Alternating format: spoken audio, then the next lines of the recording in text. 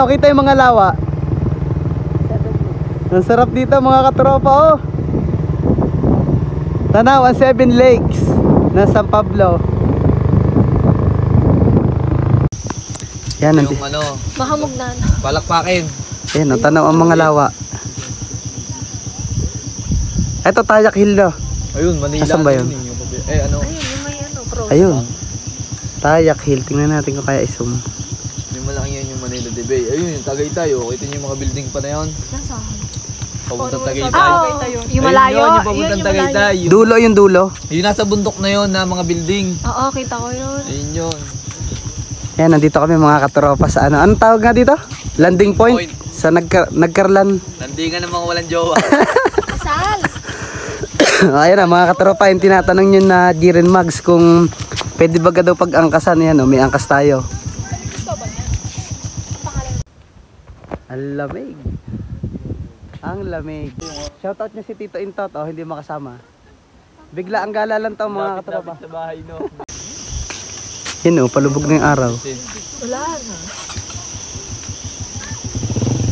Ano kasunod dyan? Moonset? Moonrise. Moonrise at saka moonset. Akit kami sa taas mga katropa. Akit lang naman to ng konti.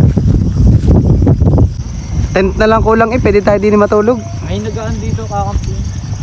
Yan, ang dami pa rin ng tao kahit hapon na. Saka may mga may nagkakamping dito mga katropa.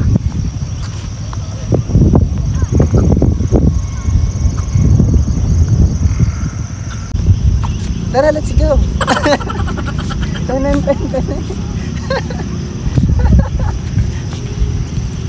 na, let's go.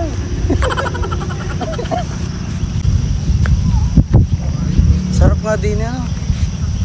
Kahit pala dito makakakit ang ano, motor oo.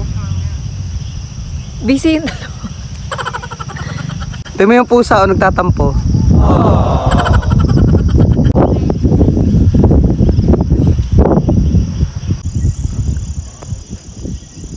Ayun, si Rhea sa baba. Okay. Okay. Time check, 5:39 na ng hapon. Nandito pa rin kami sa taas. Ang lamig no? Parang lamig na lamig kayong tatlo. A few moments later.